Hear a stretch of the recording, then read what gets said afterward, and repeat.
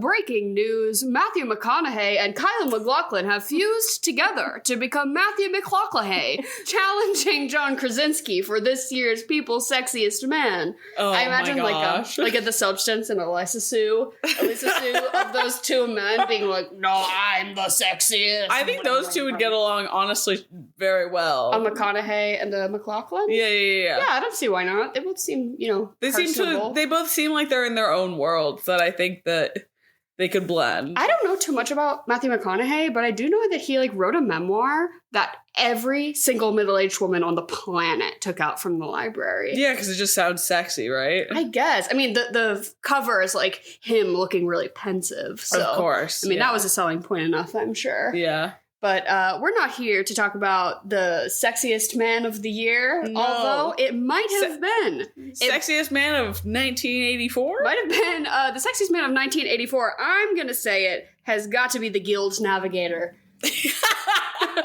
That freaky little alien, come on. Oh my god, the weird little pussy lips for the mouth that shot lasers. Yeah, let me be clear. Can you do that, John Krasinski? No, I don't think so. Okay, Reed Richards. Yeah, right. Okay, Office Jim. Come back when you can shoot lasers out of your pussy mouth. Come back when your mouth looks a little bit more like a vagina, all right? No, I would like to start off by saying that Dune 2022? 21 was the first one, 24 was the second. Lost a lot by not including the Guild Navigator. Oh, what were they thinking? Denis, how could you have cut the Guild Navigator? There are only so many things that this movie has over the new guys.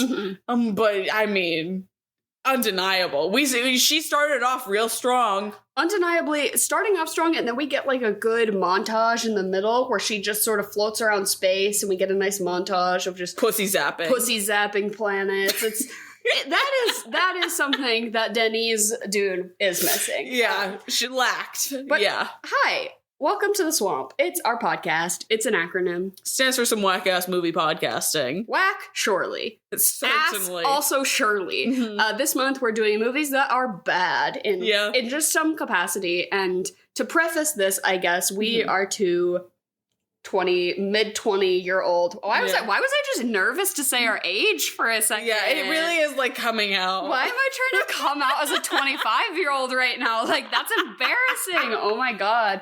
But we both are of the generation that are closest Dune. Well, I don't want to make it an age thing. I guess more of a media consumption thing. Our two main Dunes have been Denis. I'm using that as my point of reference. So when talking about this one, even though we both did see this before Denis. Yes, I think we did our homework before Denis came out, and we watched the only other movie that we had to go off of, which is this. Well, there is also the TV show. The 2003 TV show with James McAvoy. Oh, I didn't know about this. I didn't know about this. Okay, well, so we'll get into that when we get into our little TV portion. Yeah. Because I wanted to come here to say, although we will be talking about the 1984 David Lynch Dune today, we thought we'd round it out. We'll round it out because we'll be obviously making a lot of comparisons and references to Dune Part 1 and 2 of the 2020s. They just greenlit or just started casting or something or filming for Dune Messiah. Which is not Dune 3. Don't get it twisted.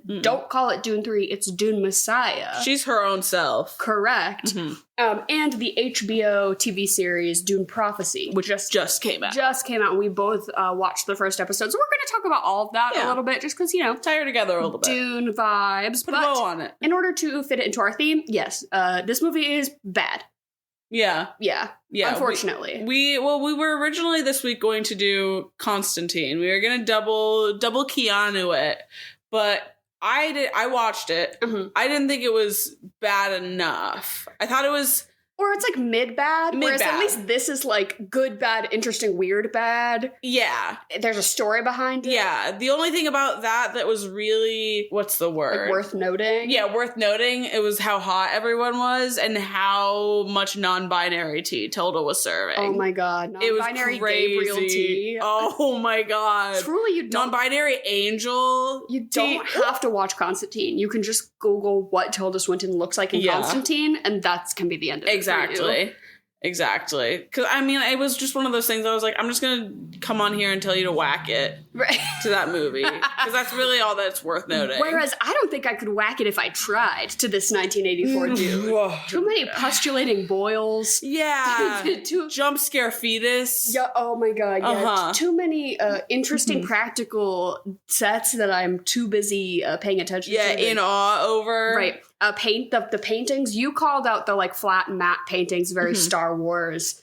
Yeah, very I'm cool. sure miniatures. Yeah, very cool set design stuff. And I don't want to blanket statement and say this movie is bad, because this movie has things that are good about it. Well, we actually made a list, so we will be referring back to the list as we go on. No, I mean, I think let's present the list up front, because we're sort of keeping a tabs of, if you were to keep a tally mark while watching simultaneously the Denis Villeneuve newer Dune movies and this one, like, who's winning, right? Like, casting, directing, score, you know. Well, it's an ungodly amount of check marks for Denis. Exactly. But David Lynch gets a few. Yeah, and you think it would be none, and it's not none. No, it's not. Hi there. It's not worth noting all of the check marks that we even give Denis, but it is worth like going back and saying, here's what David gets. Right. And to start it off, the Guild Navigator gets a point for the Guild Navigator. Obviously. Which, here's one thing with the Guild Navigator, that we don't get almost any Guild Navigator content in any of Dune 1 or 2. Well, none. Oh, so for those who don't know the name drop, for those close personal friends with the Guild's Navigator, he's sort of the weird, like, fleshy alien that they bring out in that big sort of black, like, cart at the very beginning. A tank. Yeah, it's like a fish tank. Fish tank, and they wheel him out, and he basically does some exposition about spice and spice allocation. Yeah. And he basically is in charge of, like, traveling through the universe. Yes, well, the Guild Navigators, which there are many. Right. They're the guys that are in charge navigating the Guild. Yeah, travel. Yes. Travel, which is, of course, all, like, about spice, because without spice, you're not going nowhere. Mm-hmm. So, but then we also get roughly at like the beginning of the third act, which just makes no sense, this like great little montage of the Guild Navigator just bopping around space, shooting lasers, blowing up planets. Just like throbbing mouth pussy. Checking back in with the Guild Navigator. Really important stuff. He has weird little like, tentacle arms. It's great. It's great design. And I looked up because we were like, wait, who the fuck is that? Because in my mind, I'm always like, oh, okay, Patrick Stewart, that's Josh Brolin. Yes. I'm not going like to source material. I'm not like Patrick Stewart. Oh, that's what's his fucking name? Gurney. Yeah. I'm like, no, that's Josh Brolin. I'm just equating it to the Dune one because I just know that. Because that's your area of expertise. But I was like, this isn't in the Denis one. So I was like, you have nothing. Who's the Guild Navigator? So I looked it up, and I guess this is supposed to be what humans look like after they've been exposed to the spice melange for too long. So it's like a post-human evolution. That's what the Guild Master is. Guild Navigator. Really interesting.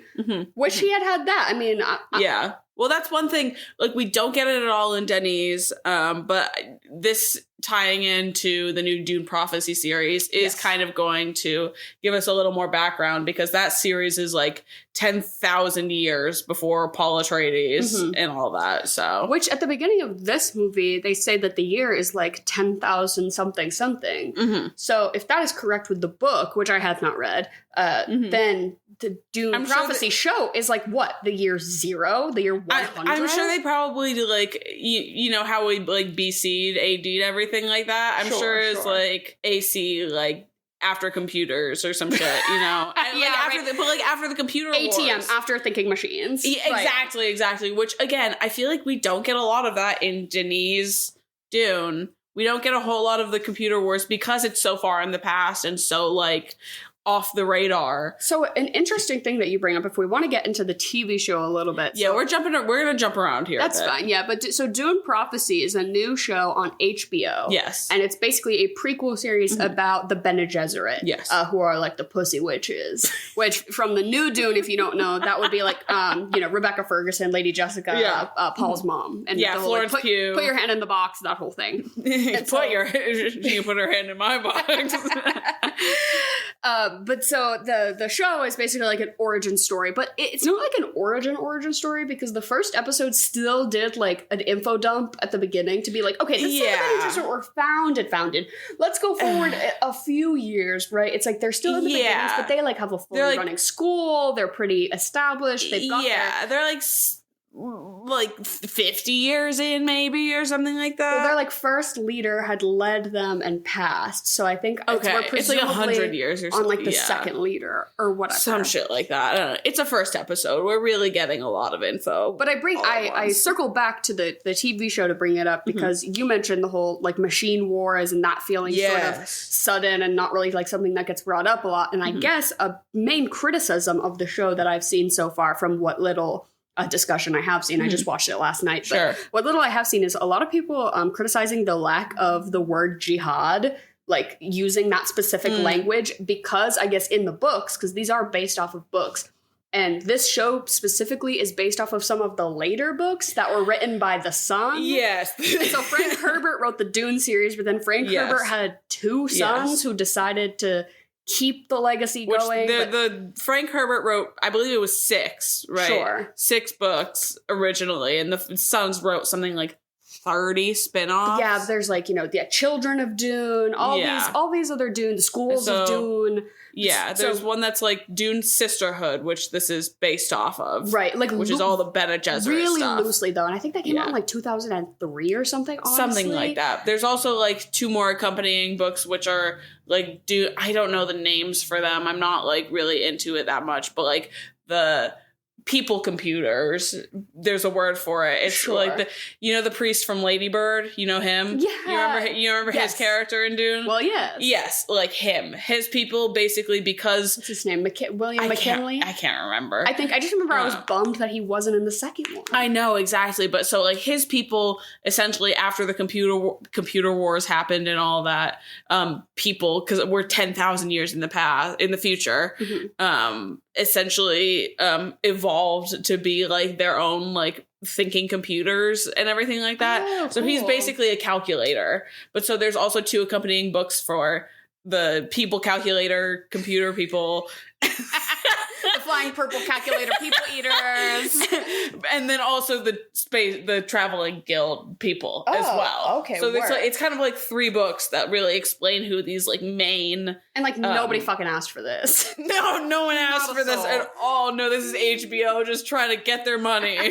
Well, no, it's Frank Herbert's sons trying to get their money and then HBO trying to get their money. Well, of course. Yeah. But I'm not too mad at it. But I guess the main thing that they're saying though is that the primary conflict in these books is, as it is in Dune, a conflict between people about resources and about race and living on land, right? Oh, I wonder what that could be a great for. But then when you just sort of introduce this scapegoat enemy of like technology bad, it really takes a lot of that like true to life comparisons to be drawn. And specifically in the book they use that word, right? They say jihad, and for some reason we are just so trying to censor language so much these days that even that word can mean something in a context, right? But you just have to apply your brain and understand. But people are just scared of seeing things terrified that they flag as being related to a certain subject. Ridiculous. That's why, we use pretty foul language on here. Yeah. And I understand why people do censor themselves in certain spaces for certain reasons. But the whole, like, censorship of certain words,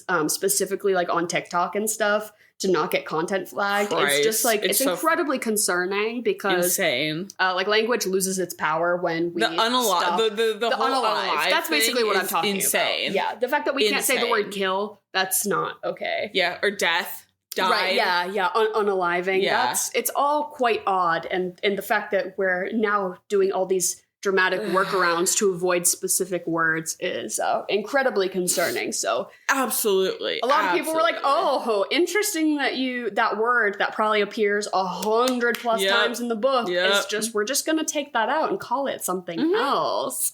Yeah, no need. But I don't know enough about Dune to actually have a commentary, but I could see how that could be sort of like, oh, the scary lizard at the 9-year-old's wedding is the real enemy rather than like Yeah. I trust that the show will be like quote unquote woke enough to be using the metaphor of Dune to properly extrapolate the sort of political intrigue and real to life comparisons that viewers will still get out of that. I just figure you're bearing it under more layers of metaphor rather than just being upfront. I don't know, but I did enjoy it.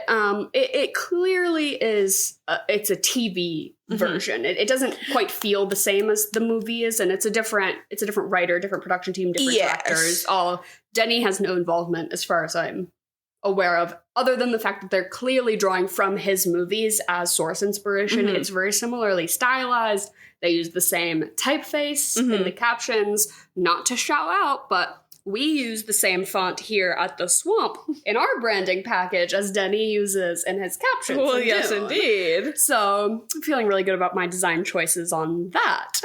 I do like a mindful subtitle, like when captions, mostly for like place locations or years or stuff in movies, but also specifically in movies when someone is speaking another language and they choose in movie to caption it. You know what I mean? And then sometimes it's annoying because you'll have your subtitles turned on and it'll double up. Yeah. Do you know when that happens? Yeah, that gets annoying. I do appreciate when someone pre-subtitles it. Yes, I always wish that there would be like a department in the movie production process that goes through and does mindful, correct subtitling for every scene so that when it's not up to the provider to do the subtitling, which is usually just auto-generated and not correct. But like a mindfully, stylistically correct done subtitle package. Oh my God, that's my dream for every movie, to just like fully have that as an option to enable or disable. Yeah, we need more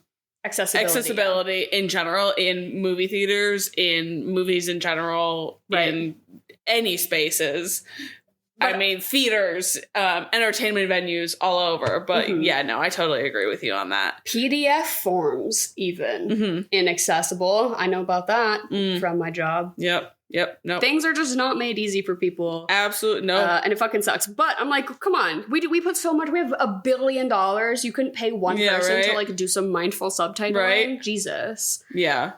But I thought it was like sort of like a CW show, like like The Flash and like Supergirl and all the like the CW DC shows for a while. Sure. This was feeling kind of like HBO's CW of Dune, where I was like, it's got the budget and it's got the better source material, but at the end of the day, it still is just going to be like a TVified version. Yeah. It's a little campier, it's a little lighter, the dialogue is a little less stylized, I would say. It's more for mass consumption. Yeah, visually it still looks great. Oh, yeah, It's awesome. No offense to it. I'm not saying that's a bad thing, but it's like, deduced a little bit more. Of course. For consumerism. Yeah, it's not made by Denis, No, I am interested to see where it goes, though. I mean, like, it's a first episode. I mean, it ends on a bit of a cliffhanger. Like, Dune has so much to it that there's plenty that I don't understand already.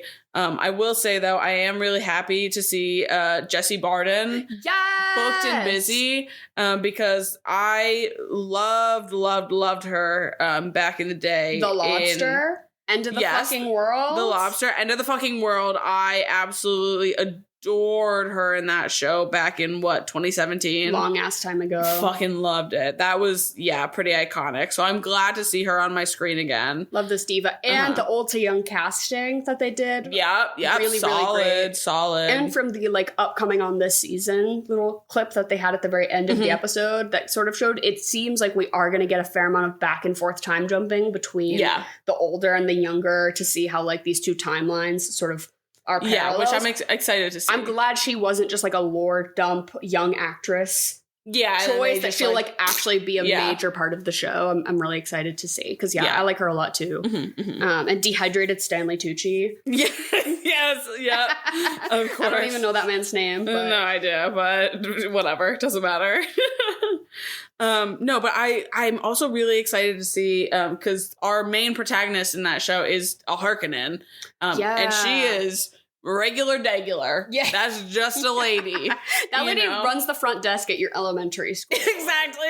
Like, yeah. So I'm excited to sort of hopefully get some lore behind that and show us how they get to be freaks. So freaky. Because, okay, so going back to the movies, do you prefer the character design on the Harkonnens in Denis' version, bald and scary, or do you like the ginger, freaky, postulating boils of the David Lynch version? I think that, I prefer Denis' version. I think just stylistically, for me, it does it more, but I think Lynch's version does what it is supposed to better, being freaky and nasty and gross. Sure.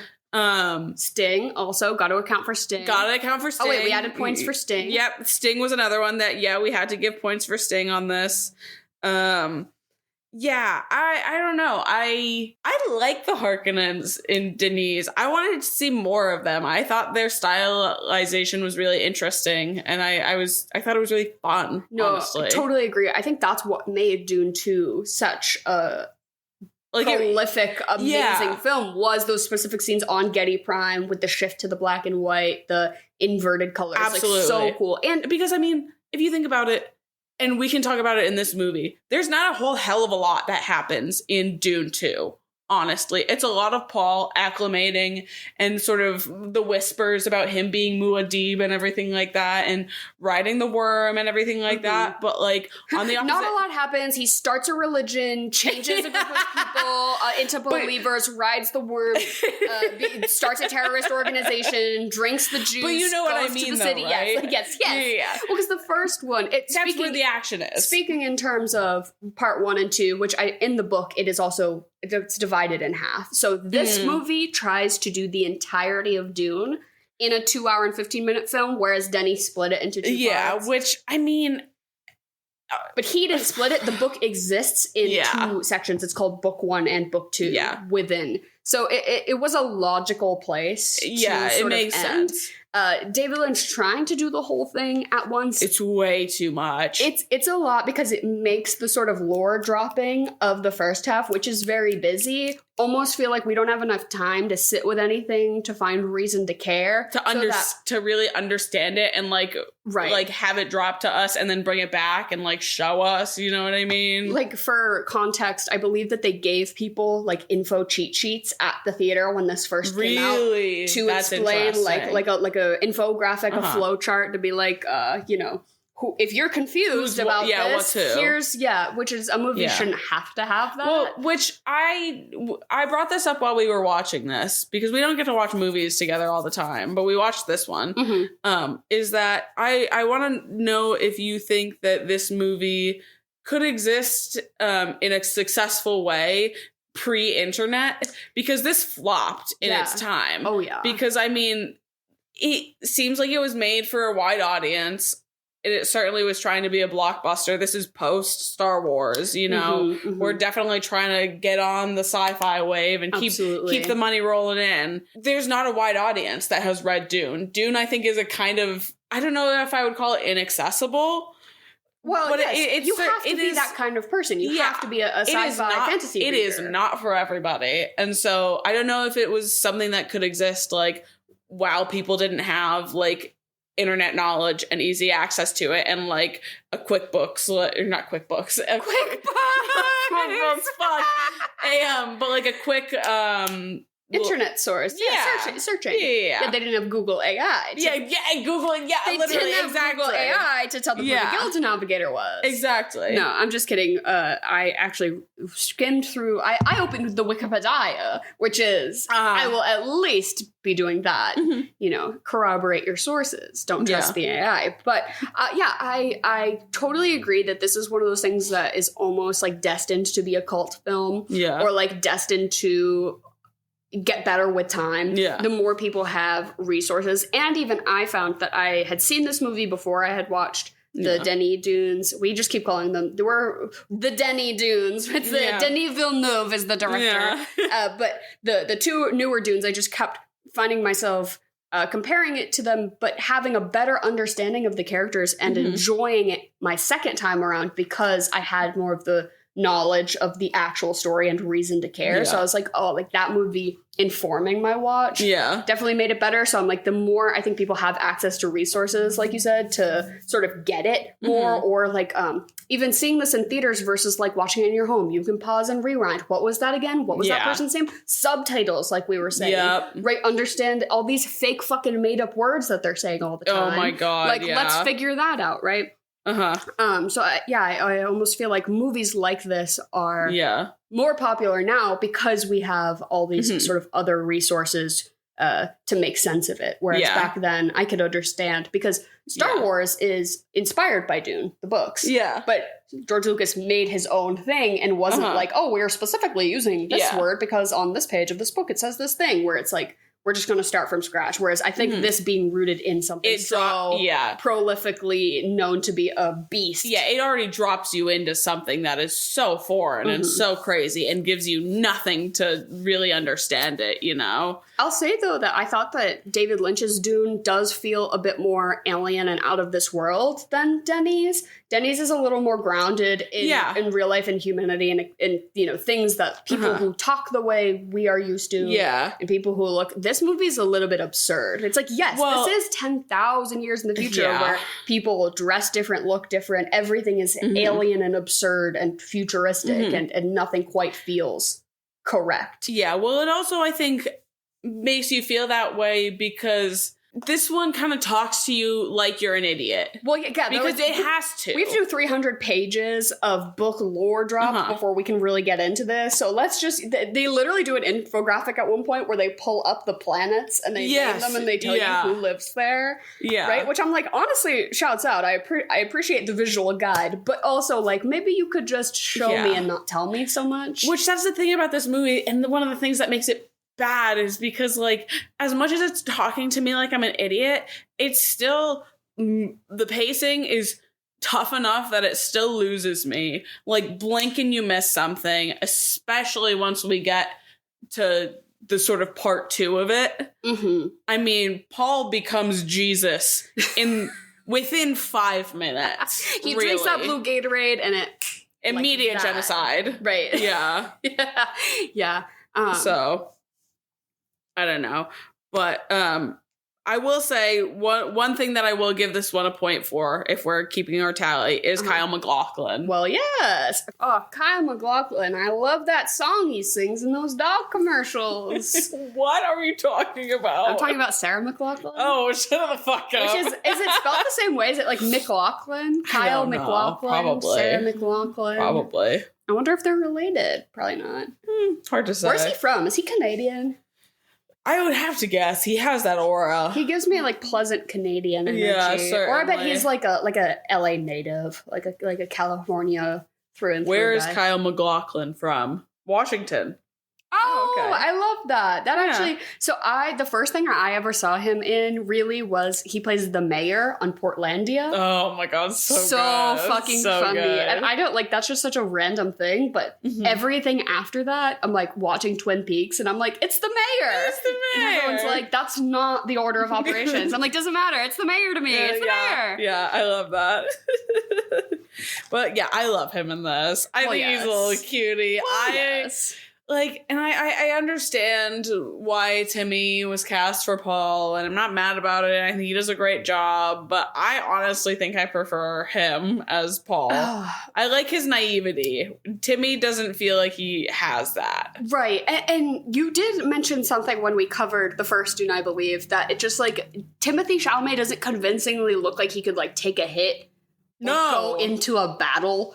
Like in any capacity, like Kyle MacLachlan still has that sort of like skinny young look about him, but like he looks at least like his potential. I could have him fill up a wheelbarrow and like push it around and like do some yard work. You know what I mean?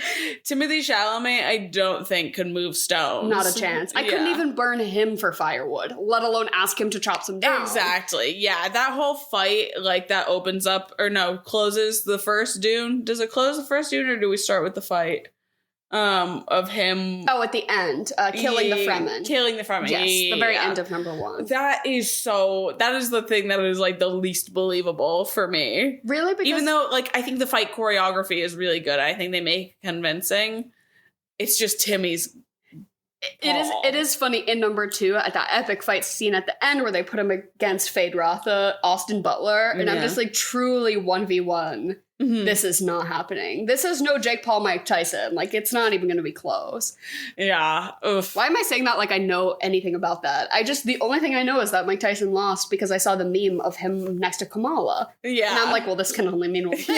Yes. No, it was ridiculous. It was horrible. Of course. Yeah. I mean, style, we already said it. I prefer the style on this one. No, like, I actually really do kind of like the crunchy 80s of it all. I think that there are moments when you can see David Lynch's like weirdness and vision kind of crack through just a little bit because the set design, the costumes, like some of the creative vision stuff, so fucking cool. That hallway with all the holes in the walls. Again, the guild navigator. The guild navigator being rolled out in his big matte black fish tank. Like, I'm sorry, it was cunt. Putting that little 6-year-old girl in a faux nun outfit. Oh! That was camp. I loved her. Do not get me started on his little witch sister. Yeah, the voiceover that they gave her is... Which it was that little girl, so I actually looked into it because I was like, they got an adult woman to do a little girl voice. I totally thought, I was like, that's an adult woman pretending to be a little girl, and they're dubbing it so it sounds weird as like the voice, but it's that little girl dubbing her own voice to make it sound eerie. So it is like a dub. It is like, but it's herself. But it's herself. Oh, that's so sick. It's not really cool. I found her on TikTok. She does videos where she, as an adult, does the lip syncing to the old, and she can like still talk like that. It's very funny. I'll link it in the description. I found. Oh my god, yeah. She was another check mark for David. We'll see with Miss Anya Taylor-Joy. We were joking about like, are they gonna do like a mid-age, like a young casting for what's her name, Aaliyah, or are they just gonna straight up give Anya Taylor-Joy the bangs they gave her in the Queen's Gambit, and they're like, she's 11. No, don't worry, she's 11. No, she's 11. Don't worry about it, guys. Yeah. Points for creepy sister. Points for practical fetus. Right. The fetus shots, again, comparing them to the like realistic scan fetus shots we get with Anya Taylor-Joy voiceover in Dune 2, like whack as fuck. These were like weird, bubbly, practical, goopy medical effects, practical effects that I just think serve as a more interesting thing to look at in a movie. Certainly like, creepier, certainly more gross. Right. But like, unfortunately, I think we're all a little too familiar with what a scan of a fetus looks like as it's I'm plastered. bored. I'm bored. I'm like, yeah, dude, let's spice it up. I don't know. It was literally like a fetus like in a pool of blood. It was a bit like... But it was also like this weird like stylized puppet baby that had like a huge head. Yeah. It was weird. Yeah. I was into it. It was weird. Typical David Lynch, you know. A little bit of this, a little bit of that. Exactly. He is no stranger to the weird puppet baby. We did learn that this was his third, like, full-length feature film. And because we were sort of curious timeline-wise, because this came out in 1984, and I think Lynch is more associated with his work he did in the 90s. More blew up. I don't know. He was yet to be a household name. Sure. But he had done Eraserhead and The Elephant Man before this, but that's it. Like, no Blue Velvet. Which, that's kind of crazy. No Mulholland Drive. Because what was the budget for this? Do you know? It was like $40 million, which back then that's a lot of money. And it did not make it back. I think it only made 30 something. Yeah.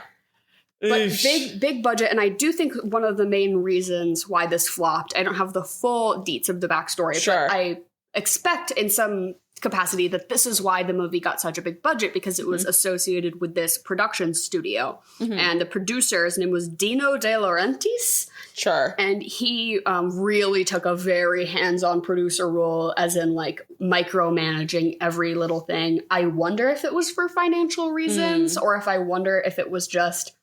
they had something in mind, and David Lynch had a more creative, out-of-the-box vision, and they wanted it to be like a more consumer-friendly Star Wars type science fiction thing, but David Lynch was like, you don't get it, which is why, to this day, David Lynch really does not like to talk about Dune. He says it's like the failure of his career. He doesn't want to do, like, they've offered for him to do, like, director's cuts or, like, whatever, and he's like, I'm just not interested, because basically of all the pushback he got on the set, he's like, even when shooting, I never got to do anything the way I wanted to do it, because because this guy was like micromanaging every little thing. So I think that's like the main producer intervention and like, you know, the big money people intervening a little bit too much on the creative decisions is probably why this movie is less successful. But I do think that David Lynch should be a little easier on himself, you know? He shouldn't say that this is the failure of his career. No, because I still think it's not bad. I still have fun watching this. And I almost want to say, like, without this movie, we don't get Denis Villeneuve's Dune, right? You can see so many moments where he clearly drew inspiration from what was going on, or at least the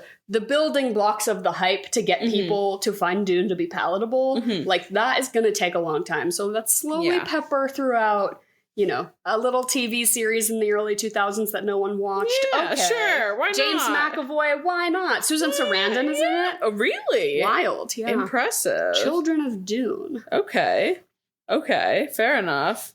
Let me think, what else? Practical effects, really appreciated that. Practical effects, but I actually also liked some of the chunky CG.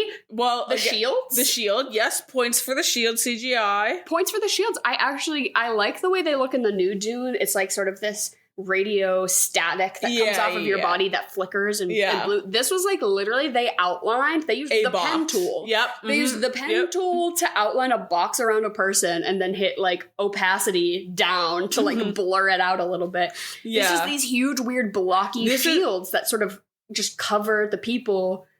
But it's you can tell because they didn't have the technology to make it anything sophisticated that they leaned into the very chunky geometric. Which perfect. I kind of liked how it looked. If you're gonna do it, like you might as well go all out in one way. Yes, which I appreciate that a stylistic vision. Yes, I appreciate doing that more than trying to like pass off some half-ass shit. Right. I loved the shields. It just reminded me and made me think of the sort of like AI character robots from Interstellar. Do you know what I'm talking about? They're like on the spaceship with them, like they save Anne Hathaway from like drowning on the planet. Oh. They kind of like, it's very like boxy and like, I don't know. It just looked like so on par with it. But I just love to see those two sort of things like intertwined.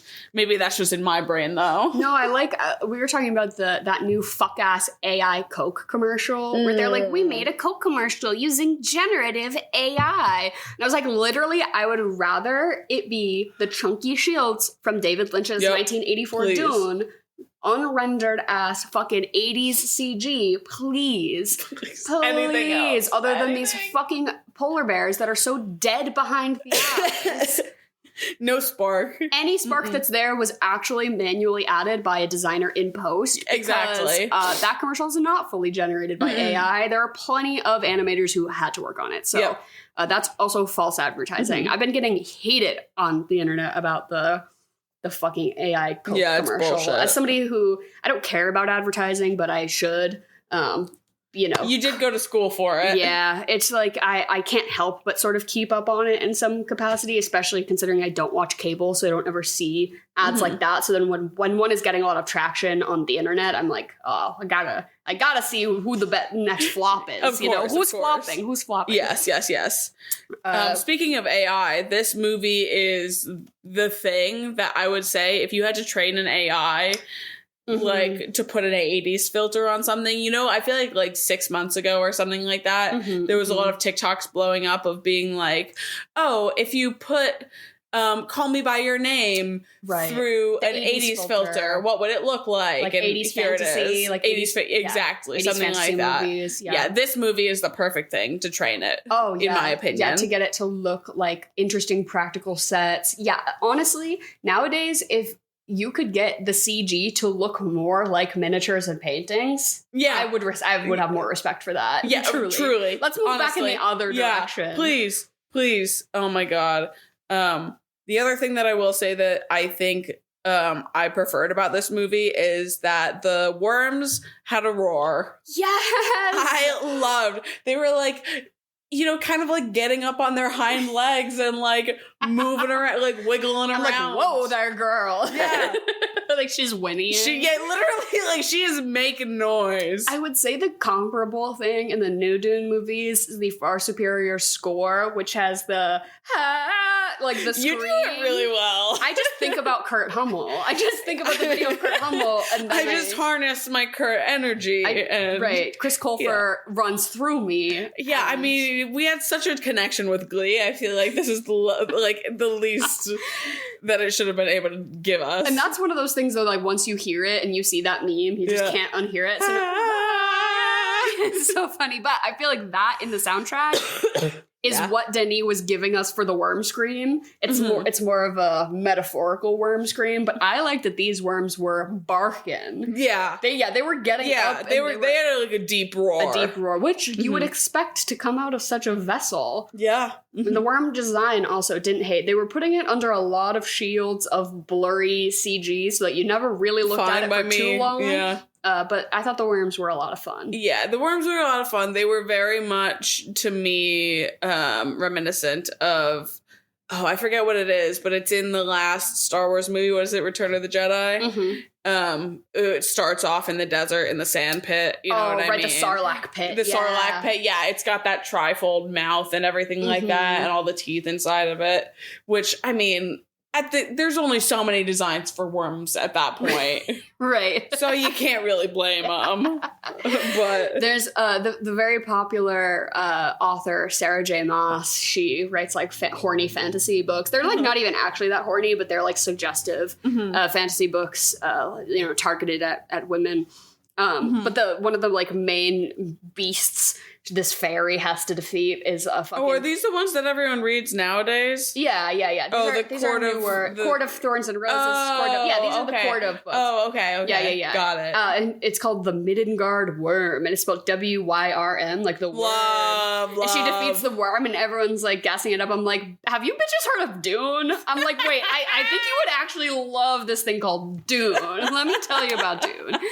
But no, I was cracking up that this movie was reminding me of a Sarah J. Maas book, and the fact that they're like, this huge war, we're gonna wage a holy war. Oh my god. And then you're starting it when there's 20 minutes left in the fucking film. Literally, we checked timestamp. it. Yeah, timestamp, it's like 25 minutes or something like that. It's hysterical, the third act. Which, of course, the intrigue of Dune is that, the political wheel will always continue to turn, and that the wars will always evolve and adapt to the players and whatever. It's like the war is never really over, of course, but it is just sort of like, okay, and we got him. Yeah. And we got him. It's always literally you have 10 pages left of a Sarah J. Maas book, and they're like, all right, we're stepping into battle. And you're like, well, and she always resolves it by the end, too. I'm like, you couldn't even continue this into the... I'm like, I know there's 6 more of these. Into the next one. There's 6 more of these. What do you mean they're ending the 100 years war at the end of book 1? Sure. What the Whatever hell? you say, lady. Oh my god. The one thing I will say, the strike that I'll put against this, and the thing that is least believable to me is the healthy looking pug that is featured in this movie. You were like, what is wrong with this pug? And I was like, it looks healthy. Exactly. It can actually breathe through its nose. Yeah, right. The audio isn't just like huffing and puffing and weird pug snorting noises. It was like a slim pug. Yeah, you don't see a slim pug every day. Never in my life have I seen a pug that I was like, you don't need to be taken to a vet, stat. Yeah, I think the last 40, 50 years is when... we got a little too creative. Yeah, exactly. With those dog breeds. Yeah. Breeding-wise and evolutionary-wise, they've really gone over the brink, and there's no coming back. I think this was like one of the last examples of a healthy pug in media that I've seen. Like a normal, like this was the representation of what like an average adult pug looked like, and we're looking back being like, there's not a pug alive today healthier than that. Exactly. Right, or as healthy as that. Like, does not check. No, it does not exist. Yeah, they're going to be looking back at that one for scientific data. I wish they had Oscar Isaac carry around a cunty little pug. Oh my god. Or like a really fucked up, like a really fucked something. Up a puggle. Like a oh my god. I wish they put him with like a pit bull or some shit like that. Ugh. But it needs to be like a little inbred dog you can hold, because that's a sign of wealth, right? Yeah, wealthy people love they gotta be fucked up. Yeah. By today's standards, I believe that would be the French bulldog, is currently the highest market value desirable dog. Yeah, that's a maxed out dog. What's the max? Like, we're maxing out its stats. Like, it doesn't have to eat. It doesn't have to run. It doesn't have to... Do you think of, like, one of those, like, those body proportion, like, makers? You know what I mean? All the way down. Yeah, that's what I'm thinking. Like, maxed out in that sense. Yeah, because this is a maxed out movie stylistically. Right. That's a maxed out thing. That's a maxed out animal to be putting. just maxed out in general. Well, as talking about stylization maxed out, we were trying to come up with some movies from like the past 10 to 20 years that feel as intentionally highly stylized as most movies in the 80s seemed, honestly, but we were specifically looking at this one and obviously comparing like sci-fi fantasy stuff to more, realistic stories is kind of hard because the amount of whimsy in your screenplay can really determine amount of, stylization and like cinematography and stuff. But like other than the obvious, Wes Anderson, very practical effects set design, Luca kind of Guadagnino, right? Call Me by Your Name. Same thing. I think you said Call Me by Your Name. It's like a vision. Certainly the most, I think, out of all of his stuff. Right. Like everything is taken to the nth degree of what the vision demands for. Maybe not Yorgos generally, but Poor Things obviously is absolutely maxed out. The Substance for sure. Babylon, maybe. I think it could maybe do a bit more. I don't know that we're totally maxed out. Yeah, I feel like things are just not saturated anymore, and there's a lack of brightness and depth and contrast and interesting visual choices being made, and just like the closer we get to this fucking Wicked movie, I want to just keep complaining about. I'm like, how does everything look like a TJ Maxx a Capital One credit card commercial? Like the new How to Train Your Dragon live action. First of all, already perfect as an animated movie. We did not need that to be redone at all.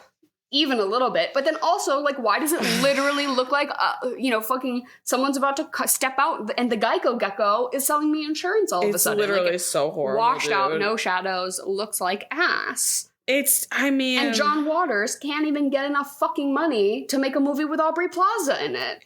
It's so sad, right? Dude. Like, oh my god. Literally, say more though.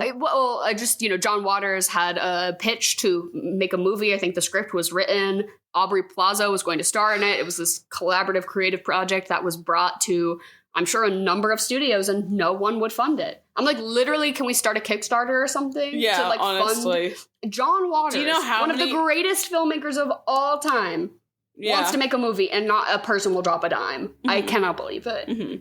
Yeah, which heads up for the girls in the Boston area. The Coolidge Corner Theater is doing a celebration for John Waters. I think they're giving him some sort of award. Cool. And he's going to be there, and there's going to be some screenings and stuff like that. So yeah, I love the Coolidge Theater. Yeah. Independent movie theaters. Yes. Cool as hell. Yeah, we are here for community, and we are here for independent cinema. Even though independent theaters. We are AMC stubs, and even though I do support the big guys too, I try to get out to the smaller theaters when I can, because they often are showing movies that I'm like, oh, I didn't even know about this, or like, this is so much more interesting. Like, why are there 900 showings of the fucking Venom movie? I'm exhausted. But I can't find a decent time to see Conclave. Like, are you kidding me? Yeah. So I love that usually smaller theaters will cater to be like, oh, people want to see art house movies not in the middle of the day on a Tuesday. Yeah. Oh, we'll do a showing at a normal time. Oh my god, who would think? Thank God. I mean,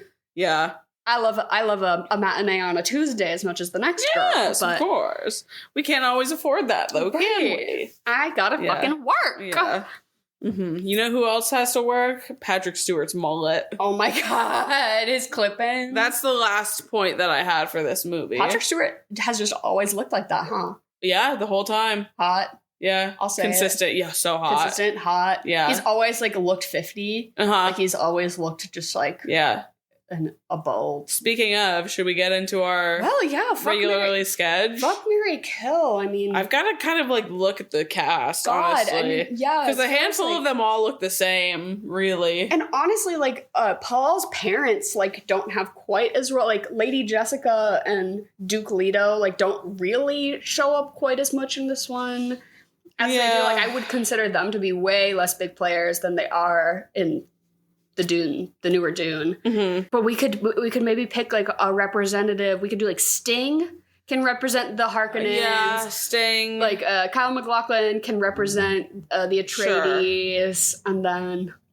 do we want to throw in like the bald Bene Gesserit lady, the High Priestess? No, she's freaky. She's scary. She's too scary. I love the commitment to the snatch ball. No, look. who's Fremen?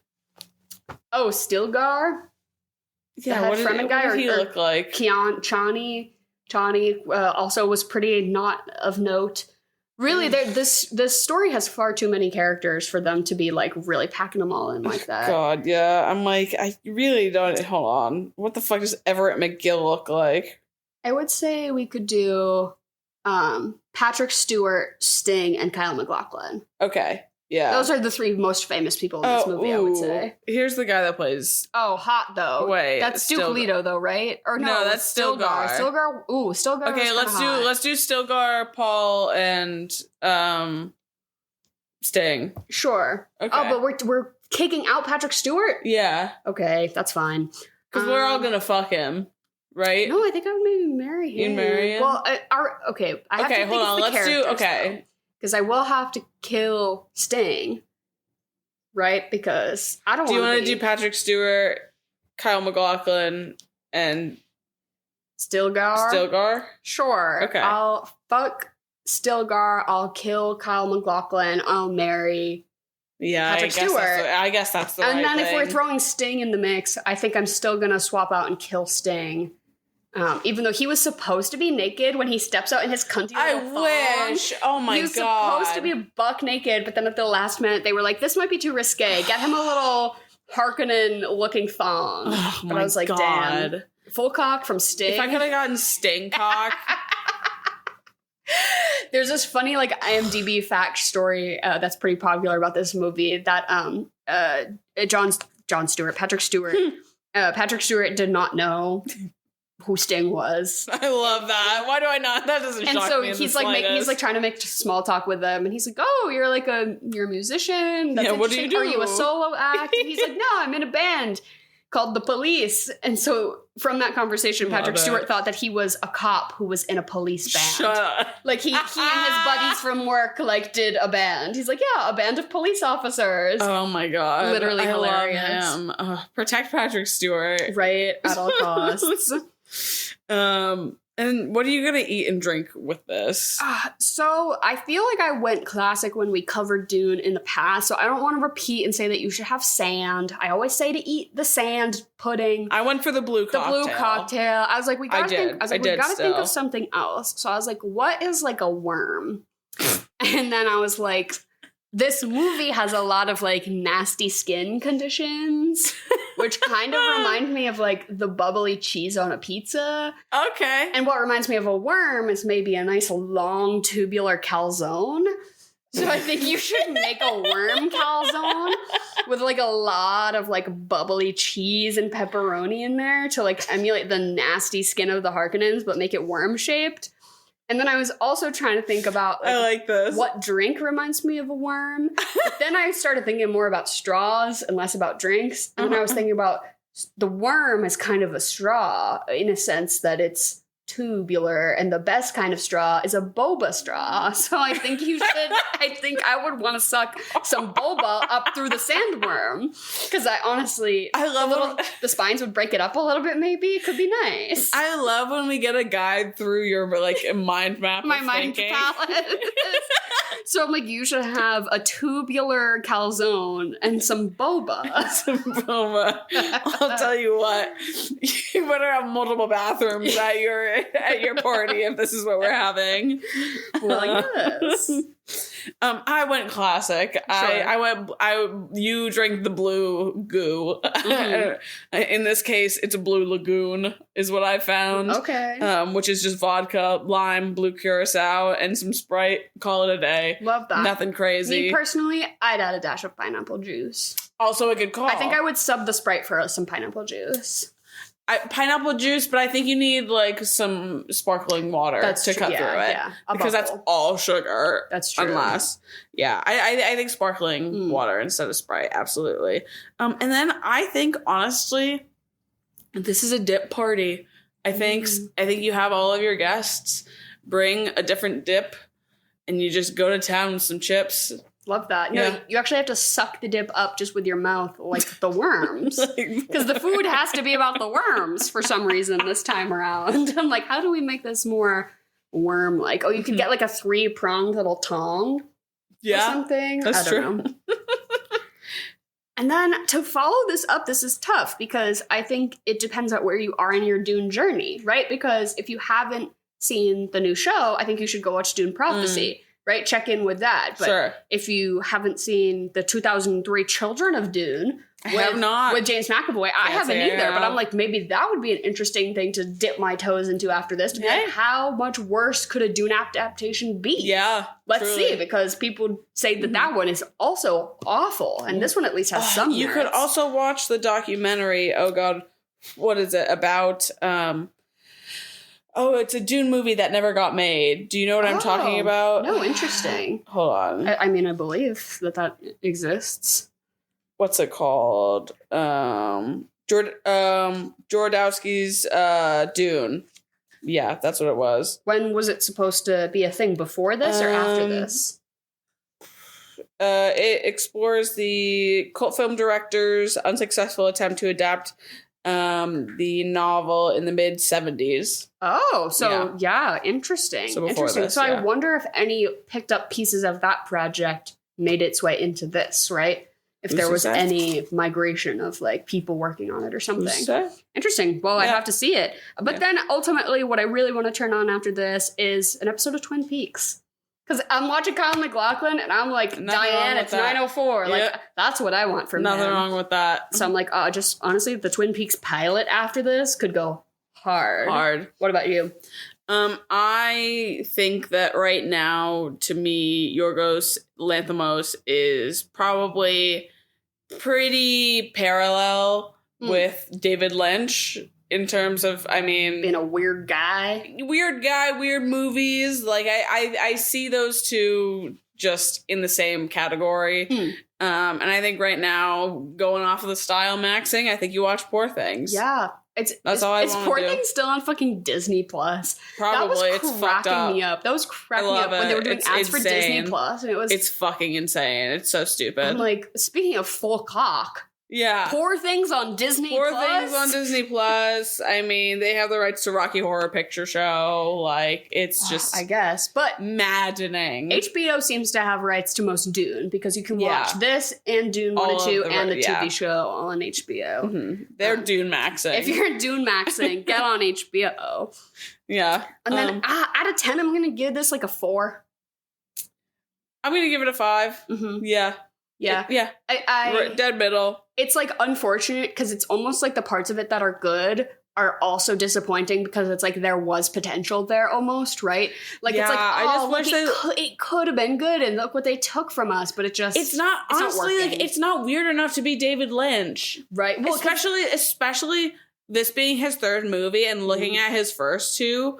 Like, Jesus Christ, they really put a lid on him. Yeah. Could you imagine? It's good to see that this wasn't the career killer, though. No, I'm sure, like, creatively, I'm sure he felt just, like, decimated after I know. That's got to be so heartbreaking to have to do a movie like that where you can't make what you actually have in mind. And when you actually have, like, really cool source material that is, like, weird and quirked up and you can do some kind of crazy shit with it. Yeah.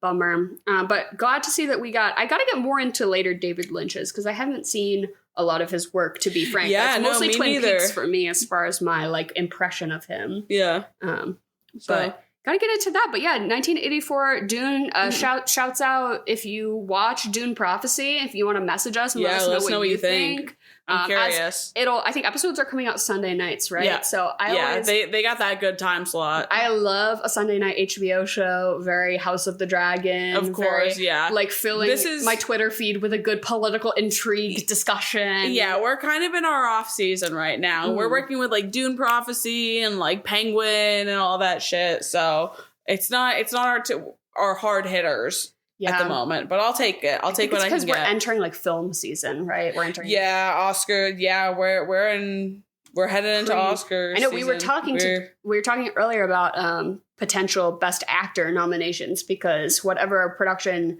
studio or whatever, they nominated Timmy to be for both Bob Dylan and Paul Muad'Dib Atreides. Timmy Maxing. They're Timmy Maxing over at Universal Studios, so we'll see how that goes. But yeah, because who did we say was his probably most likely competition at the moment? Like maybe a Cillian Murphy, but maybe I would say I would guess so at the moment. Like a distant Paul Mescal. I think Paul will get it. I know. Well, I mean. That's the thing that fucking what's his name? Original Gladiator. Russell Crowe. That's the thing he has his Oscar for. Yes. So I think it would make sense. But you also read a review that said he's an actor, not a movie star. Yeah. So well, I mean, that's Oscar wise, that's not a bad thing. That is true as well. Yeah, we're really excited for Gladiator. We'll probably do a Patreon episode on that once it comes out. And all that shit. You can find the links in the description below. Thank you for listening here at the Swamp. We're all doing not great right now, but we're still going to talk about movies when we can. Do what you can. So we're going to try and have a special guest on to round out the month. Well, yes, a very special guest. And so as far as chaotic and bad as a movie theme, I think that this person only knows how to adhere to that. That's all. So love that. But speaking of other guests, if you have other podcasts you listen to that you think are similar to ours and you would want me to, like, after 2 glasses of wine, slide into their DMs and be like, hey, I have no money, but do you want to hang out on a Zoom call? That's basically how all my pitches start and end right there. But thank you. Yeah, thank you for listening. Goodbye and good night, and we'll see you next week.